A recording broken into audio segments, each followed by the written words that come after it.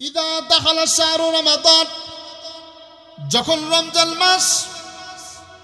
রমজান মাস বান্দার কাছে আসে, তখন ফুতিহাত আবওয়াবুস সামা, আসমানের রহমতের দরজাগুলো খুলে দেওয়া হয়। সুবহানাল্লাহ।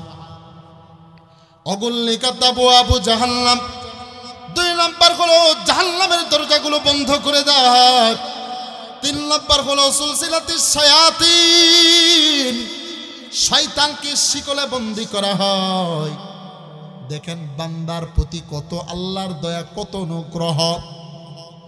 অনুগ্রহ। বান্দা যেন নেক কাজ করে, বান্দা বান্দিরা যেন ভালো আমল করে, এই জন্য আল্লাহ তাআলা রহমতের দরজাগুলো খুলে দেন।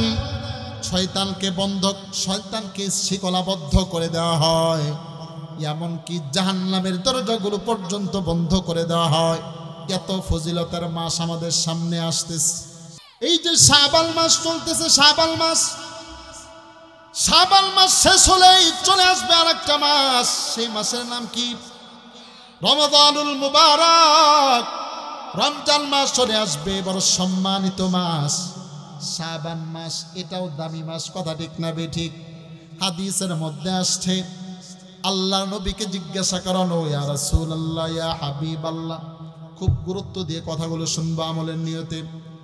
আল্লাহ নবীকে জিজ্ঞেস করানো, ইয়া রাসূলুল্লাহ, লাম আরাকা তাসুমু মিনাশ শুহুর মা তাসুমু ফি শাবান, ইয়া রাসূলুল্লাহ, ইয়া হাবিবাল্লাহ, শাবান মাসে আমরা আপনাকে যে পরিমাণ রোজা রাখতে দেখি অন্য কোন মাসে রোজা রাখেন না।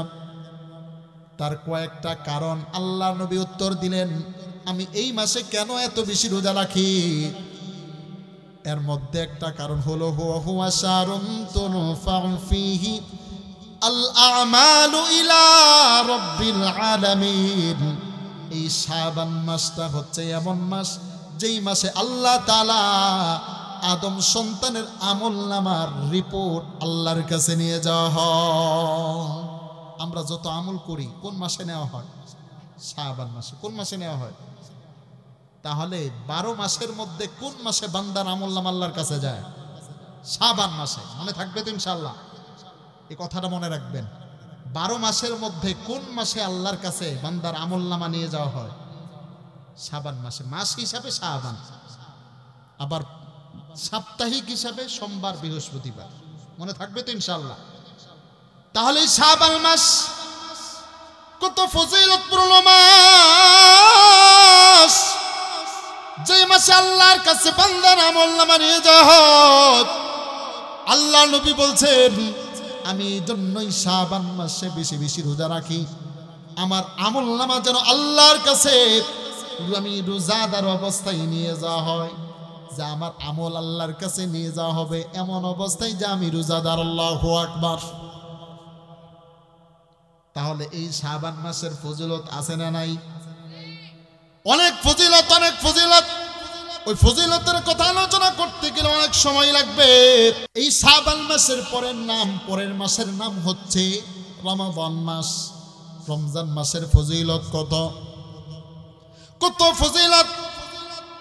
আল্লাহ তাআলা সূরাতুল কদরের মধ্যে বলছেন, রমজান মাসে এমন একটি রাত আছে যে রাত 1000 মাসের চেয়েও শ্রেষ্ঠ। সুবহানাল্লাহ। যেই রাতের শ্রেষ্ঠত্ব 1000 মাসের চেয়েও বেশি। সুবহানাল্লাহ। এই রাতটা কোথায়? কোন মাসে? রমজান মাস। এই রমজান মাস আমাদের সামনে অপেক্ষমান, আসতেছে আমাদের নাকের ডগায়। আমরা রমজানের প্রস্তুতি কতটুকু নিলাম? কতটুকু নিয়েছি? হাদিসের মধ্যে আসছে, ইদা জাআ রমাদান ফুতিহাত আবওয়াবুল জান্নাহ।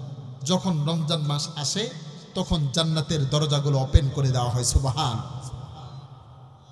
বুখারী শরীফের 1899 নম্বর হাদিসের মধ্যে আসছে, আবু হুরায়রা থেকে বর্ণিত রাদিয়াল্লাহু তাআলা, ইদা দাখালা শাহরু রমাদান, যখন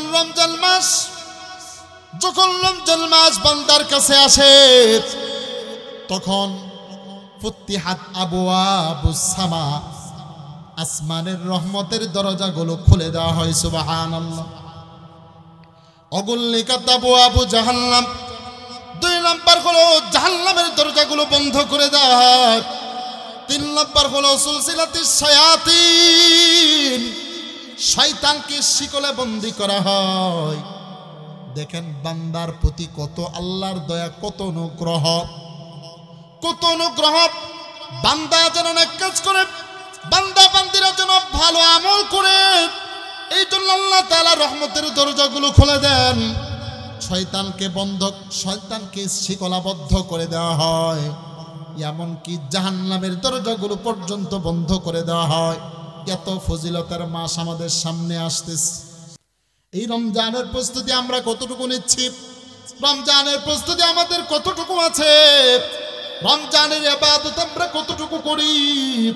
রমজানের প্রস্তুতি, ইবাদতের প্রস্তুতি আমরা কতটুকু নিচ্ছি?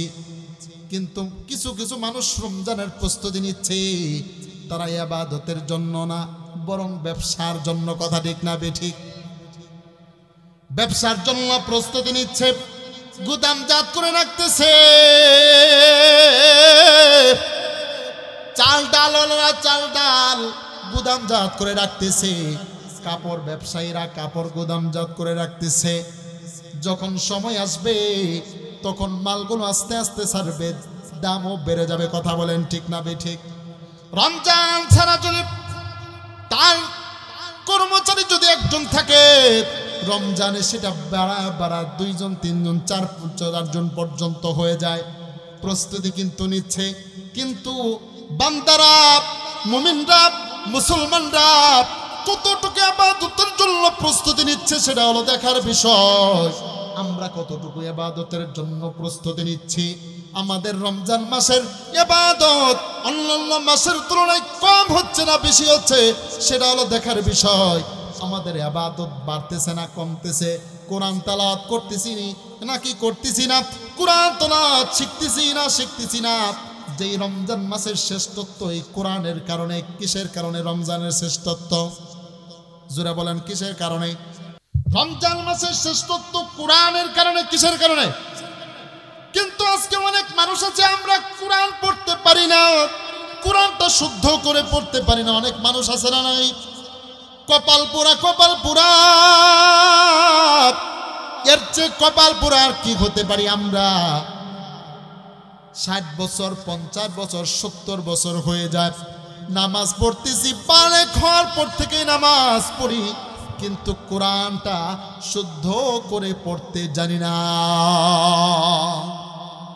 দুনিয়ার সন্তানদেরকে উচ্চ ডিগ্রিধারী বানিয়েছি, সন্তানদেরকে পড়ালেখা করে মানুষ বানাইছি, সন্তানদেরকে আমরা প্রতিষ্ঠিত করেছি, ভালো জায়গায় বিবাহ করিয়েছি, সব মেয়েদেরকে ভালো জায়গায় বিয়ে দিছি, সব কিছুই ঠিকঠাক হয়েছে। কিন্তু আমার আপনার জীবন ইবাদতের লাইনে কতটুকু আগাতে পারলাম? কোরআনটা শুদ্ধ করতে পারি না, শুদ্ধ করে পড়তে পারি না। নামাজ পড়তেছি, নামাজ হচ্ছে না হচ্ছে কিছুই জানি না। এর চেয়ে কপাল পোড়া, হতভাগা আর কে হতে পারে?